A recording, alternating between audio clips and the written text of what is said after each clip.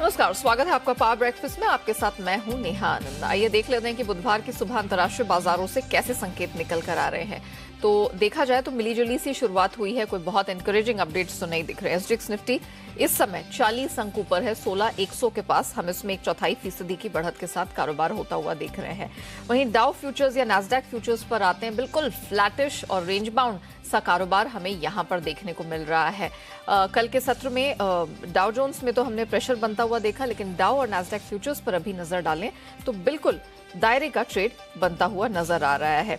बाकी Asian markets पर एक बार नजर डाल लेते हैं। निकेई जापानीज मार्केट 136 अंकों की स्ट्रेंथ फिलहाल यहां पर दिखाई दे रही है, लेकिन बाकी जितने मार्केट्स यहां पर खुले थोड़ी मिलीजुली से शुरुआत है। टॉपिक्स 1/3% ऊपर, लेकिन स्ट्रेट टाइम्स पर नजर डालें फ्लैट टू नेगेटिव ओपनिंग और कॉस्पी में हम देख रहे हैं 0.1% की बढ़ोतरी दिखाई दे रही है।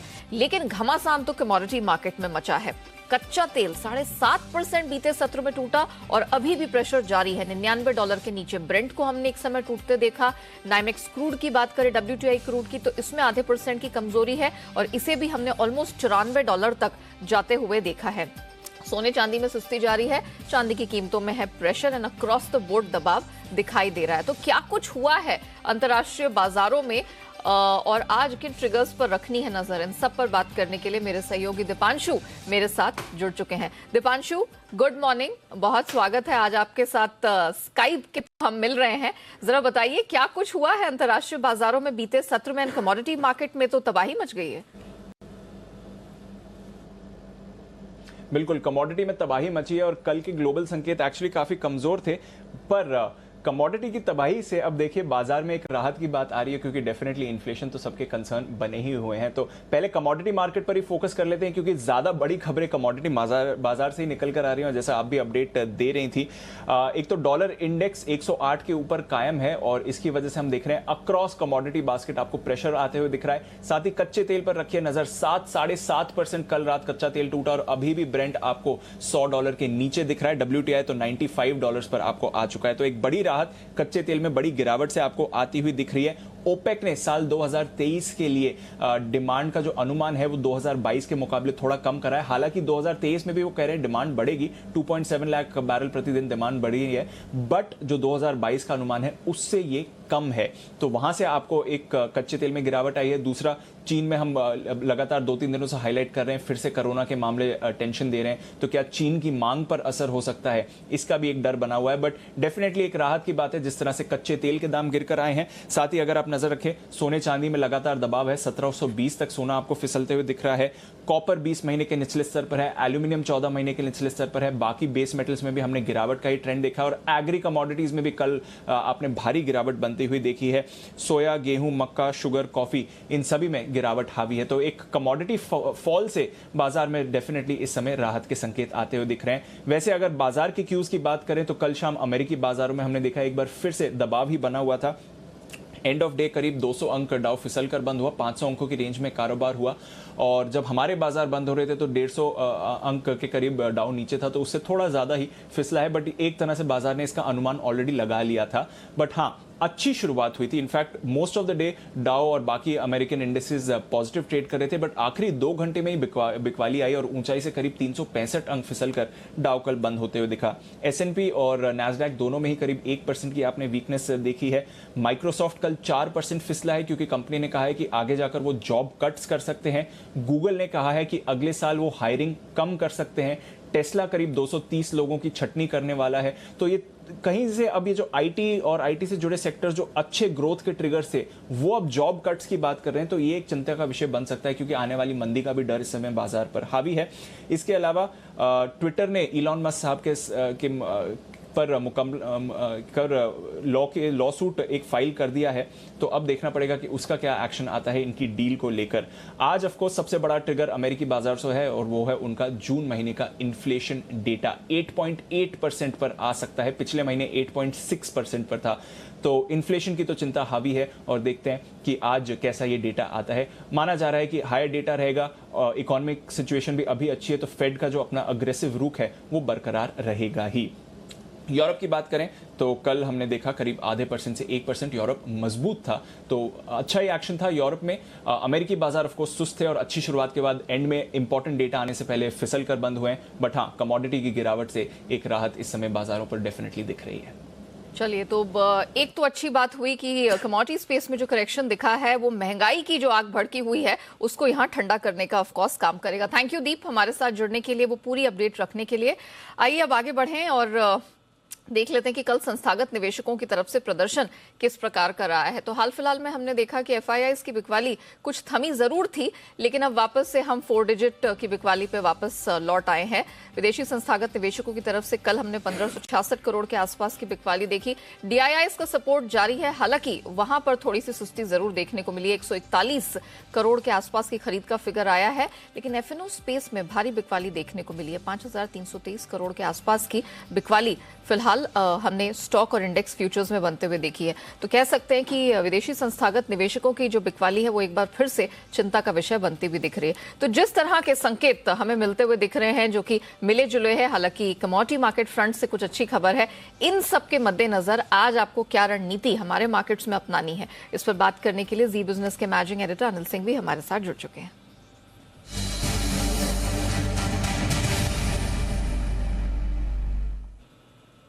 Sir good morning. Nifty bank Nifty sir आज किस प्रकार के लेवल्स होंगे कच्चे तेल के फ्रंट पर? जैसे आप लगातार कहते हैं कि $100 के नीचे आए तब थोड़ी राहत मिले, क्या लगता है सर ये आज हमारे लिए एक पॉजिटिव पेग हो सकता है?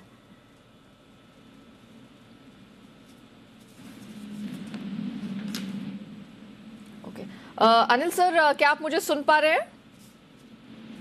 जी हाँ नेहा, गुड मॉर्निंग।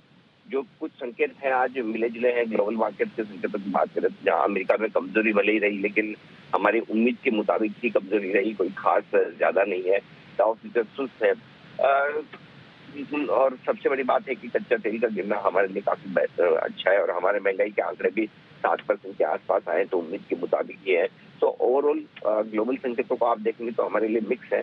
अब आइए लोकल संकेतों की बात करें तो एफआईआईज की बिकवाली का प्रेशर थोड़ा सा बढ़ता हुआ नजर आ रहा है, तो वो थोड़ा ऊपरी स्तर पर दबाव रख रहा है, लेकिन साथ ही कल की गिरावट के बाद बाजार आज काफी हल्के हो गए एक्चुअली, तो लॉन्ग पोजीशन काफी कम भी हुई है, तो वो भी एक राहत की बात है। तो मेरे ख्याल से मिला जुला सा कारोबार है और शुरुआत में आप 15,975, 16,050, 16,025 की रेंज को सपोर्ट लेकर चलेंगे, लेकिन अल्टीमेटली अगर 16,000 के नीचे ट्रेड करके टिके तो फिर 15,800, 15,850 स्ट्रॉन्ग सपोर्ट जोन है बाजारों के लिए। और ऊपरी स्तरों पर 16,150 से 16,225 की रेंज तक जाने की कोशिश निफ्टी की हो सकती है। जहां तक बैंक निफ्टी का सवाल है, 35,000, 34,900 के आसपास एक अच्छा सपोर्ट है, तो इमीडिएटली 34,925, 35,025 इसे सपोर्ट के तौर पर गिनते चलें। इसके नीचे ही कमजोरी की शुरुआत होगी, जब तक इसके ऊपर बने हुए तब तक दिक्कत की बात है नहीं। ऊपरी स्तरों पर 35,425, 35,550 ये रेंज है जहां पर बाजार में बैंक निफ्टी में आपको प्रॉफिट बुकिंग वाली आते हुए दिखेगी। तो मेरा ये समझना है आने कि अगर मजबूत शुरुआत होती है जैसा कि एसजेएफ दिखा रहा है, तो ऊपरी स्तरों पर थोड़ी प्रॉफिट बुकिंग आएगी, वापस आपको निचले स्तरों पर लेने का मौका मिलेगा। और अगर कमजोर और सुस्त शुरुआत होती है तो निचले स्तरों से खरीदारी आती दिखेगी, यानी कि वही ट्रेड है, दोनों तरफ की ट्रेडिंग के मौके मिलने का। Point taken sir, thank you so much. तो दोनों तरफ के ट्रेड का मौका मिलेगा, बहुत ज्यादा घबराने या डरने वाली बात नहीं है। लेवल्स रिपीट कर देती हूँ, 15,800 से 850 ये एक सपोर्ट रेंज का काम करेगा। कोई भी डिप लेकर अगर मार्केट खुलता है तो वो आपके लिए खरीद के संकेत हैं। अपर बैंड 16,150 से 225 है, ये एक वो रेंज होगी जहां पर आपको प्रॉफिट बुक करना है।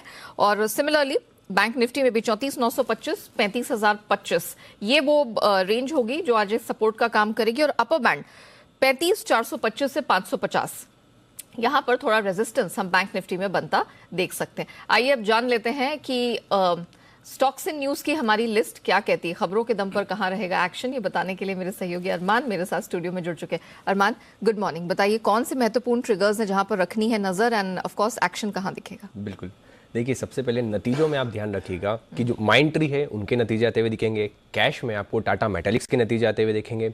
रुचि सोया आज से नाम और सिंबल दोनों बदल जाएगा और जो नया नाम है वो पतंजलि फूड्स रहेगा।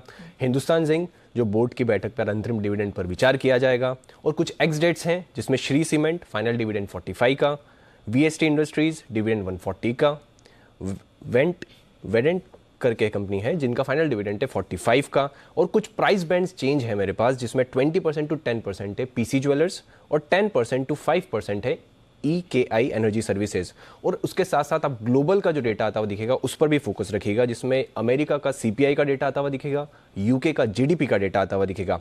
अब आ जाते हैं नतीजों पर। जो नतीजे, बड़े नतीजों में SCL टेक्नोलॉजी के नतीजे आते हुए दिखे, और जो हमारा अनुमान था उससे थोड़े कमज़ोर नतीजे आते हुए दिखे हैं। आय में आप देखेंगे, हालांकि आय में लगभग 3.8% की बढ़ोतरी देखी गई है, पर अगर आप मार्जिन्स देखेंगे, मार्जिन्स 18% से घटकर 17% होते हुए दिखे हैं। और मुनाफे की बात करेंगे तो मुनाफे में भी लगभग 8.6% की आपको कटौती देखी गई है। साथ ही डेल्टा कॉर्प घाटे से कंपनी मुनाफे में आती हुई दिखी है। कंपनी की आय लगभग 230% बढ़कर आती हुई दिखी है, और जो पिछली बार जो लगभग 29 करोड़ का घाटा था, वो इस बार जो मुनाफा आया है वो 57 करोड़ का आया है। आनंद राठी वेल्थ नतीजे देखेंगे बढ़िया आते हुए दिखे हैं। सभी फ्रंट पर आपको दिखेगा अच्छा इंप्रूवमेंट दिखा है। आय लगभग 35% बढ़कर आती हुई दिखी है। मार्जिन्स हालांकि स्टेबल और थोड़े से कट होते हुए दिखे हैं, 44.7% से 42.3%, पर मुनाफे में देखेंगे तो मुनाफे में भी 34% का उछाल आता हुआ दिखा है। स्टर्लिंग एंड विल्सन रिन्यूएबल का देखेंगे नतीजे कमजोर आते हुए दिखे हैं। आय हालांकि फ्लैटिश रही है, पर आप देखेंगे जो घाटा है वो घाटा 76 करोड़ से बढ़कर इस बार 354 करोड़ पर आता हुआ दिखा है। अब आ जाते हैं खबरों पर। खबरों में MGL पर ध्यान रखिएगा, क्योंकि कंपनी ने CNG के जो भाव हैं वो 4 रुपये प्रति केजी और PNG के भाव 3 प्रति SCM बढ़ा दिए हैं। और अंत में इंटरग्लोब एविएशन पर भी ध्यान रखिएगा कि जो सूत्रों के हवाले से जो अपडेट आता हुआ दिखा है कि कैबिन क्रू के बाद अब ग्राउंड और टेक्निकल स्टाफ के साथ भी कंपनी बातचीत कर रही है। और इंडिगो मैनेजमेंट ने कर्मचारी एसोसिएशन जो है उनको चिट्ठी लिखकर सैलरी के संबंधित सारी दिक्कतें दूर करने का आश्वासन भी दिया है, और 1 अगस्त से जो टेक्निकल स्टाफ है उनकी सैलरी भी प्री कोविड लेवल पर आ जाएगी। ओके, चलिए, तो ये वो खबरें हैं जिन पर आपको रखनी है नजर, और उन्हीं के दम पर हम देखेंगे कि जिन सेक्टर्स और स्टॉक्स का जिक्र किया वहां पर आज एक्शन देखने को मिलेगा। शुक्रिया अरमान, वो पूरी डिटेल रखने के लिए। आइए अब जान लेते हैं आज की ट्रेडिंग कॉल्स। चॉइस ब्रोकिंग के साथ शुरुआत करेंगे। आज इनकी तरफ से पहली जो रिकमेंडेशन निकल कर आ रही वो MCX में है। MCX का ध्यान रखिएगा, लास्ट ट्रेडिंग प्राइस 1335 रुपए के आसपास का था, तो खरीदारी करके चले। स्टॉप लॉस आपको बनाना है 1300 के पास का, और टारगेट 1390 का रहेगा।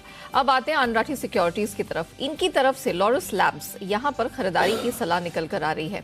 515 का आपको टारगेट मिल जाएगा, 482 का स्टॉप लॉस लगा के चलना है। 492 रुपए 55 पैसे के पास का लास्ट ट्रेडिंग प्राइस इस स्टॉक में देखने को मिला था। सेंट्रम ब्रोकिंग की तरफ से आज एक नहीं 2 रिकमेंडेशंस हैं। सबसे पहली रिकमेंडेशन KRBL में है, खरीदारी की सलाह है। 239 का स्टॉप लॉस, टारगेट 251 का मिल जाएगा। सिमिलरली रिलायंस, यहां पर भी आज इनकी तरफ से दूसरी रिकमेंडेशन है खरीदारी की। आप 2390 का स्टॉप लॉस इसमें लगाकर चल सकते हैं, और इस स्ट्रैटेजी में आपको टारगेट 2480 का देखने को मिल जाएगा। चलिए जान लेते हैं कि बाजार पर आज एक्सपर्ट्स की क्या रिकमेंडेशन निकल कर आ रही है। किन शेयरों में, सेक्टर्स में, इंडाइसेस में आपको फोकस करके चलना है जहां पर बेहतरीन मुनाफे का वादा दिखाई दे रहा है। इस पर बात करने के लिए हमारे साथ ग्लोब कैपिटल मार्केट्स के हिमांशु गुप्ता जुड़ चुके हैं। हिमांशु जी, गुड मॉर्निंग, बहुत स्वागत है। कल तो हमने देखा हमारे मार्केट्स में अच्छी खासी पिटाई हुई, और इस स्पेस में मेटल, IT, FMCG, ऑटो, इन्होंने दबाव बनाने का ज्यादा काम किया। मैं इंडाइसिस पर तो आऊंगी, लेकिन सबसे पहले निफ्टी बैंक, क्या रणनीति अपनाई जाए गिवन द फैक्ट कि अंतर्राष्ट्रीय बाजारों से कोई बहुत मजबूती के संकेत नहीं है? Very good morning to you Neha ji. देखिए, बिल्कुल पिछले 2 दिनों में हमने अपने भारतीय बाजारों में कंसोलिडेशन का माहौल देखा है, और बिल्कुल जिस तरह से ग्लोबल क्यूज कोई बहुत ज्यादा सपोर्टिव नहीं है, मुझे लगता है कहीं ना कहीं वही एक इम्पोर्टेंट ट्रिगर है जो बाजार की जो रैली थी उस पर ब्रेक लगता हुआ नजर आया। मेरा ऐसा मानना है कि 16,200 और 16,000 कंजर्वेटिवली 15,950 ये एक छोटा रेंज है जिसमें शायद बाजार पिछले 2 दिनों से कंसोलिडेशन करने की कोशिश कर रहा है। और मुझे ऐसा लगता है कि जिस तरह से कल कच्चे तेल में गिरावट देखने को मिली है, तो कहीं ना कहीं रुपये में अब जो दबाव था वो शायद नियर टर्म में थोड़ा कम होता हुआ नजर आए, और इसके चलते वापस से हमारे इक्विटीज में लोअर लेवल्स पे खरीदारी देखने को मिल सकती है। तो आज के लिए 15,980, 16,000 एक इम्पोर्टेंट सपोर्ट जोन है, जो कि इमीडिएट सपोर्ट जोन है बहुत छोटे टाइम फ्रेम में। मुझे लगता है पहले ही सपोर्ट पर यहाँ पर खरीदारी देखने को मिल सकती है, और इसीलिए खरीदारी करके चलने की सलाह रहेगी। अपसाइड में 16,100, 16,150 तक का बाउंस देखने को मिल सकता है। 15,940 का इंट्राडे के लिए एक स्टॉप लॉस रिकमेंड करूंगा निफ्टी में। निफ्टी बैंक में हालांकि कल हमने 3-4 दिनों की बड़ी तेजी के बाद कल पहला दिन ऐसा था जहां पर थोड़ी सी प्रॉफिट बुकिंग देखने को मिली, लेकिन वहां पर जो शॉर्ट टर्म ट्रेंड है वो काफी स्ट्रांग है और 34,900-950 एक अच्छा सपोर्ट जोन है जहां पर खरीदारी करके चलने की सलाह रहेगी। 35,200, 35,250 तक की रिकवरी यहाँ पर देखने को मिल सकती है और 34,750 का एक स्टॉप लॉस लगाकर चलने की सलाह है। ठीक है, निफ्टी बैंक निफ्टी में तो आपने बता दिया कि डिप्स पर आज खरीद का मौका बन रहा है, लेकिन जो चुनिंदा इंडाइसेस की मैं बात कर रही थी, मेटल, इनफैक्ट हमने मंडे को देखा था, बड़ा अच्छा प्रदर्शन यहां से देखने को मिला था, मार्केट को अच्छा सपोर्ट प्रदान किया था। ऑटो स्पेस जो पिछले कुछ हफ्तों से लगातार लीडर बना हुआ था, उसने कल प्रेशर बनाने का काम किया। आईटी तो ऑफ कोर्स हमने देखा कि जिस तरह के नंबर्स क्वार्टरली नंबर्स की शुरुआत हुई टीसीएस की के कारण, उसके बाद से पूरे मेटल स्पेस में एक प्रेशर बन गया। जरा बताइए, इन इंडाइसेस में आज भी क्या कोई शॉर्ट्स के ही मौके हैं या आप अवॉइड करेंगे? देखिए, आईटी एज अ सेक्टर मुझे लगता है कि अभी भी थोड़ा सा सपोर्ट से दूर है और जिस तरह से टीसीएस के नंबर्स के बाद बाजारों ने रिएक्ट किया है, हो सकता है कि ये महीना या ये quarter sideways to negative view के साथ ही आईटी इंडेक्स ट्रेड करता हुआ नजर आए। स्पेशली हमने जिस तरह से नेस्डैक में भी 2 दिन पहले एक बड़ी गिरावट आते हुए देखी, तो अभी के लिए फिलहाल शॉर्ट टर्म ट्रेडिंग के पर्सपेक्टिव से आईटी अभी एक अवॉइड है। ऑफ कोर्स लॉन्ग टर्म के पर्सपेक्टिव से मिड कैप आईटी स्टॉक्स और लार्ज कैप आईटी स्टॉक्स दोनों ही अच्छे लेवल्स पर अवेलेबल हैं, तो वहां पर स्टैगर्ड वे में खरीदारी की जा सकती है।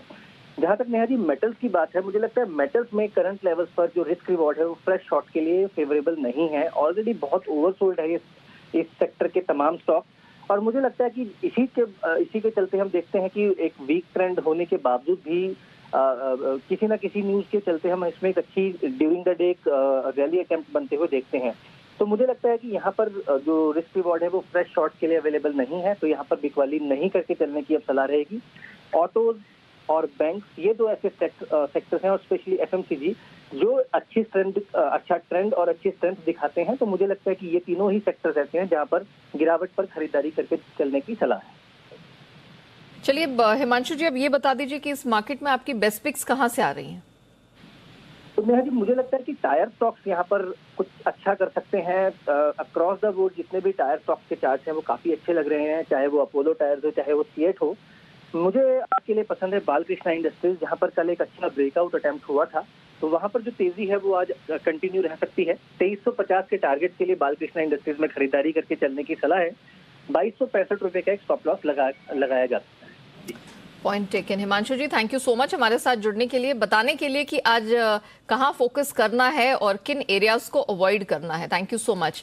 आगे बढ़ते हैं और बात कमोडिटी बाजार की समझ लेते हैं आज के लिए रणनीति, और बतौर कमोडिटी एक्सपर्ट हमारे साथ आनंद राठी के जिगर त्रिवेदी जुड़ चुके हैं। जिगर, गुड मॉर्निंग, बहुत स्वागत है। सबसे पहले तो सोने चांदी से ही शुरुआत कर लेते हैं। सुस्ती लगातार बरकरार है, चांदी ने $19 का लेवल नीचे तोड़ दिया है। क्या लगता है इन लेवल्स पे क्या किया जाए? ऑल्सो गिवन द फैक्ट कि रुपया नए रिकॉर्ड लोज पर पहुंच गया है, तो क्या उसका सपोर्ट रहेगा या इंटरनेशनल मार्केट की गिरावट हावी रहेगी? Good morning. जैसा कि आपने बताया, वीक रुपी शायद यहाँ पर सपोर्ट कर सकता है, लेकिन हमें यह भी देखना पड़ेगा कि इंटरनेशनल मार्केट में डॉलर भी स्ट्रांग है एंड इंटरेस्ट रेट हाइक की एक्सपेक्टेशंस बढ़ रही है, शायद bigger than 75 basis point hike की गुंजाइश भी है अगर 8.6 से ऊपर आता है यूएस का। तो मुझे लग रहा है इसी वजह से हमने प्रेशर देखा हुआ है मार्केट में इंटरनेशनल में, एंड ये बरकरार रहेगा। Gold August, one should go short around 50,500, 50,600 stop loss, and target would be 50,300.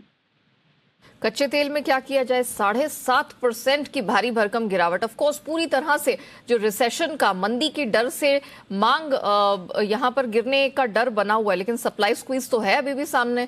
बताइए आज क्या किया जाए? कच्चे तेल में हमने ऑलरेडी 7.5% का फॉल देख लिया है, और अभी लेटेस्ट भी अगर मैं बात करूं तो इंटरनेशनल मार्केट में WTI ऑयल ऑलमोस्ट 0.5% से डाउन ही है। सेंटिमेंट बेरिश है, चाहे वो चाइनीज स्लो डाउन हो, लॉकडाउन, एक्सटेंडेड लॉकडाउन के कंसर्न्स हो, बाइडेन एडमिनिस्ट्रेशन सऊदी अरेबिया जाने वाले हैं, वहां से अगर कोई स्टेटमेंट्स आते हैं supportive to put the pressure on prices, तो ये सारा चीजें हैं जो क्रूड को यहाँ पर सपोर्ट नहीं कर रही है। मुझे लग रहा है क्रूड जुलाई आज भी बिकॉल ही करनी चाहिए अराउंड 7700 के आसपास, 7760 का स्टॉप लॉस लेके 7500 टारगेट के लिए यहाँ पे बिकॉली की सकती है। कर सकते हैं। ओके, मेटल्स में क्या करें? कॉपर 20 महीने के ताजा लोज पर है, एल्यूमिनियम 14 महीने के लोज पर है, करना क्या है मेटल स्पेस में? मेटल्स में भी बिकवाली ही करें, क्योंकि जैसा कि मैंने बताया जो रीजन क्रूड में है, slow down fears Chinese market में, और जो मेटल्स के लिए ये हफ्ता बहुत इंपॉर्टेंट है। चाइना का जीडीपी है, ट्रेड बैलेंस डे नंबर्स है, industrial production from US, eurozone, ये सारे नंबर्स आएंगे, स्ट्रॉन्ग डॉलर है, तो ये सारी चीजें हैं वो मेटल्स में भी प्रेशर डाल रही है। कॉपर बीइंग बैरोमीटर, यहाँ पे हमने मैक्सिमम प्रेशर देखा है, ये प्रेशर आज भी बरकरार रह सकता है। July sell around 628, 631 stop loss and 622 is target. Okay, इसके अलावा नेचुरल गैस, यहाँ पर कैसा व्यू बन रहा है? वैसे तो अपने आप को इसने $6 के ऊपर टिका के रखा है, लेकिन कंसर्न्स तो यहाँ पर भी हैं। कल हमारे मार्केट्स में 500 के नीचे फिर टूटा है, ये 3% नीचे। इस पे क्या व्यू बन रहा है? नेचुरल गैस की मैं अगर बात करूं तो रशिया ने मेंटेनेंस के नाम पे नॉर्ड 1 जो पाइपलाइन है, वो जर्मनी की जो सप्लाई होती है गैस, वो तो बंद कर दी है मेंटेनेंस के नाम पे। ये भी हो सकता है कि आफ्टर 10-12 डेज रशिया ये वापस बोल सकता है कि because of may be technical reasons, but ये पाइपलाइन वापस से सप्लाई चालू नहीं होगा। इसी न्यूज की वजह से हमने डे बिफोर यस्टरडे देखा कि 7% की रैली थी, कल करेक्शन भी आया है। So I will stick to technicals, बहुत ही वोलेटाइल कमोडिटी है। आई थिंक इंट्राडे में 495 के नीचे प्राइसेस जाते हैं, वन शुड शॉर्ट 485 के टारगेट के लिए विद स्टॉप लॉस ऑफ 500। रुपया ये तो लगातार हम देख रहे हैं नए पे नए रिकॉर्ड लो बनाते चला जा रहा है, और ये हमने अपने दर्शकों को बताया भी कि अगला पड़ाव सीधा यहाँ पे $1 का 80 और 80.5 का लग रहा है। लेकिन आज कैसी रेंज दिख रही है? कुछ रिलीफ मिलती दिख रही है? अगर किसी को रणनीति अपनानी है तो वो क्या हो सकती है? क्रूड में जो प्रेशर यहाँ पे आया हुआ है वो रुपी को सपोर्ट नहीं कर रहा अनफॉर्चुनेटली, एंड जो आरबीआई ने स्टेप्स भी लिए थे पिछले 10 दिनों में, वो भी इंस्टेंटली रुपी के सपोर्ट में नहीं आ रहे हैं।